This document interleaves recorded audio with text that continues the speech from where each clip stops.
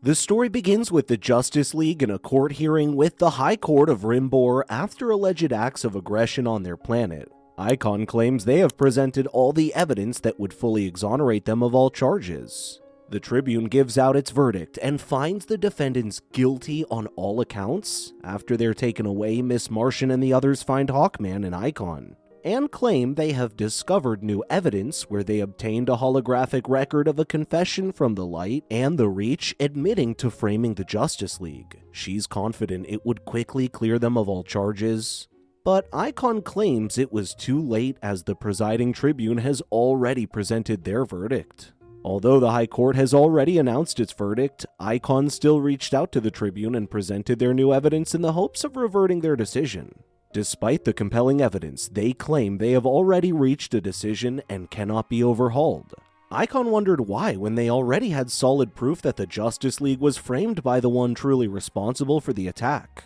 He explains that the evidence speaks for itself and provides their motive for bringing Earth to the Reach's attention. Despite that, the Tribune asked them if there was anything more they could offer. Superboy and Miss Martian explained that their decisions have repercussions throughout the galaxy, and that they have the opportunity to demonstrate that truth and justice do prevail. Showing fairness now will trigger other disputes to be brought to the High Court across the known world. More disputes would mean more rewards the tribunal would receive. While waiting for the Tribune to decide, Miss Martian has a serious conversation with Superboy and admits that everything that went wrong with their relationship was her fault. Although saying that now doesn't help, given that she thought he was already dating Wendy Harris, Superboy explains that they're not dating as she's dating Marvin from school. It turns out that Marvin has feared messing it up and that she's scared he might be right, so Superboy has been caught between their relationship as a buffer. The Tribune has returned with a new verdict and that all charges against the Justice League have been dropped effective immediately. Their so-called prisoners will be processed and released to the Justice League's custody. After a grueling hearing, the Justice League has finally earned their freedom when out of nowhere, Vandal Savage announces to the Reach, warning them that Earth is off limits to all incursions or invasions. Any breach of the planet's security will result in severe discipline. When Superman thinks Vandal's threats are empty, they suddenly see his ship hovering over Rimbor. Meanwhile, in New York City, Black Beetle claims it's time to leave Earth when he's alerted of heroes who sneaked aboard their ship. He claims that the Ambassador has interfered long enough, but with the Ambassador gone, he plans on dealing with it personally. Out of nowhere, Aqualad and the Beetle Warriors have managed to get past security. Aqualad tells him that he is alone, but Black Beetle claims he's sufficient to deal with them, and they immediately clash swords. Black Beetle catches him off guard and blows him away. He then directs his attention to the Blue and Green Beetle. He claims that he tried to keep them in line or at least salvage their scarabs, but realized they were already corrupt beyond redemption. Green Beetle captures him and claims he will reset his scarab so he can be set free. When Green Beetle channels into his scarab, Black Beetle overpowers him and claims that freedom is overrated. He then turns on him and destroys his scarab. When Black Beetle was about to finish Green Beetle, Blue Beetle charged at him to stop his attack. Black Beetle then tried to assimilate with Blue Beetle's scarab to destroy it, but they overpowered him and turned it against him, destroying his scarab. After tapping into Black Beetle's scarab, he learned that Black Beetle has already set a plan in motion to erase all evidence of the Reach's attempt to conquer them by destroying Earth itself. At the Watchtower, they've received alarming responses that cities worldwide have experienced escalating natural disasters triggered by Black Beetle's devices. The rest of the League is already spread thin, trying to save as many lives as possible across the globe. Blue Beetle explains that these harrowing natural disasters are caused by Black Beetle's magnetic field disruptors. Black Beetle has managed to plant it at multiple locations across the Earth to cause a deterioration of the planet's magnetic field, causing not-so-natural disasters. Blue Beetle claims he can locate all the MFDs, but worries that each one is defended by Battletech drones which were programmed to run interference until the MFD can build up enough steam to go Chrysalis and end the world. Captain Marvel asks him how they're supposed to stop them, but Blue Beetle explains that he doesn't know how, as Black Beetle didn't know. It turns out that this plan did not have any failsafe and was intended to be an endgame. Out of nowhere, they receive a transmission from the United Nations Secretary, but it turns out it was Lex Luthor who managed to convince him to use it to reach out to the Justice League.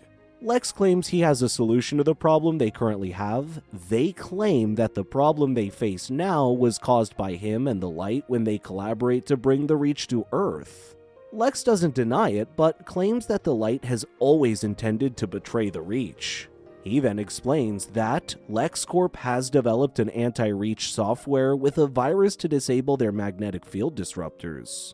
He then urged them to decide fast as time is of the essence. In Metropolis, all active heroes have been summoned for a quick mission briefing. They explain that all magnetic field disruptors must be disabled before they chrysalis to guarantee Earth safety. They reveal that multiple Battletech drones, the equivalent of a Beetle Warrior, protect each MFD. Blue Beetle has managed to locate all 20 MFDs worldwide, and with 40 heroes assembled, they will be working in squads of 2. Lex also explains that they will all be issued with multiple Reach tech eggs containing LexCorp's anti-Reach software. While one hero runs interference with the drones, the other has to touch their egg against the MFD to disable it. The other heroes question if they can trust Luthor, but Robin claims it is his world too, and doesn't want it gone. Aqualad had paired up with Lagoon Boy and reached the MFD over the Atlantic. They were immediately put under heavy fire when they came close to the MFD. Aqualad decided to distract the Beetle drones while Lagoon Boy planted the egg. Lagoon Boy is shocked that Aqualad trusted him with an important task. But Aqualad explains that he has always trusted him. Aqualad then unleashed a massive water dragon as cover while Lagoon Boy rushes towards the MFD. Over Paris, Artemis and Kid Flash partner up, while in Dakota City Sewer, Black Lightning and Static handle the MFD. Black Lightning commends Static, claiming that he has the potential to be a hero, and offers to be his mentor if he decides to become one. Back at the Watchtower, they were thrilled to have deactivated all 20 MFDs, but Adam cut their celebratory victory short and claimed they missed one. Blue Beetle claims that he has discovered a 21st MFD in the Arctic. He explains that it was hidden from his previous scan due to the Earth's north magnetic pole, which interfered with it. The team worries that they no longer have Zeta tubes over at the Arctic when Flash shows up to handle it. Impulse catches up to him to team up, claiming they need to be in squads of 2. When they finally arrive at the destination, Flash informs them that the MFD has already gone chrysalis, and worries that the egg will not be able to stop it anymore. The MFD summoned a massive hurricane over the Arctic. Lex suggests Flash and Impulse use their speed to negate the chrysalis by running counter to its energy flow. He explains that they will attempt to siphon its power with their speed trails, which take massive kinetic energy. When Artemis wonders if that would stop it, Kid Flash immediately runs to the portal to help Flash and Impulse. Flash and Impulse start running in circles around the hurricane where the MFD is. Although Flash admits that they are slowing it down, he worries they won't be able to generate enough kinetic energy with just the 2 of them, when suddenly Kid Flash shows up. The others show up in the Arctic, to which Blue Beetle confirms that the Earth's magnetic field is stabilizing. His scarab alerts him that Kid Flash is in danger as his slower speed makes him an exit valve. Flash also notices that Kid Flash is struggling and asks Impulse to slow down and match with him so they can siphon off some of the power attacking Kid Flash. Flash tries to comfort him, but his hand just phased through him. Realizing that he couldn't make it, Kid Flash asks Flash to tell his parents what happened. Although they managed to stop it from destroying the world, they lost Kid Flash, who disappeared without a trace. As the League celebrated their victory, they later realized they had lost one of their own, as Artemis broke down after hearing the heartbreaking news. At Mount Justice, the Justice League arrives and is greeted by the young Justice, who informs them that they have averted the crisis but at a high cost. Artemis shows up at Kid Flash's home to break the news to his parents. Later that night, the rest of the world celebrates a special Independence Day free of Reach invaders, thanks to the efforts of the brave heroes of the Justice League. The League escorts the Reach ship out of Earth, where the Green Lantern Corps then escorts them to stand trial before the Guardians of the Universe. News of UN Secretary General Seng's disastrous collaboration with the Reach is finally out in the open. It was later revealed that General Seng had resigned from his position, although his successor had not yet been chosen. With that said, Gordon Godfrey from GBS News claims that only one man qualifies for the position, Lex Luthor, the man responsible for saving everyone from Reach's MFDs. Captain Marvel later turns over the chairmanship of the League to Black Canary. Nightwing decides to take some time off, which Aqualad worries about. He tells Aqualad to reach out to Batwoman should he need help. Nightwing is affected by Wally's death, aka Kid Flash, and wants some time to grieve. He explains that he, Aqualad, and Kid Flash founded this team and couldn't imagine it without him. Later, Artemis compliments Impulse, who takes on Kid Flash's costume to honor his memory and how he saved the world. Impulse wondered why she had a sudden change of outfit. She explains that Artemis was Wally's partner and thought it would be good to have some change as the Tigress this time. Meanwhile, Robin and Wonder Girl welcome Static to the team. Superboy wondered when Robin and Wonder Girl started becoming a thing. Miss Martian explained that Wally passing gave Wonder Girl the courage to kiss Robin, and they've been dating since then.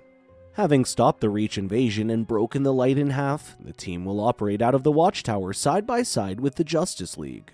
Batman claims it wasn't because Mount Justice was destroyed, but because they earned it. With Nightwing gone and Kid Flash dead, Aqualad becomes the leader.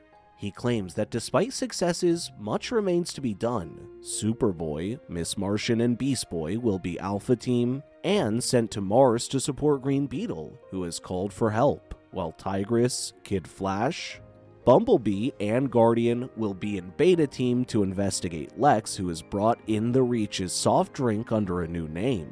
The rest of them will be with Gamma Team to investigate Batgirl's lead on Vandal Savage's next move, who was shown colluding with Darkseid. The end. Thank you so much for watching. Check out these other videos, and please make sure to subscribe and tap the bell to be notified about our latest videos. See you next time.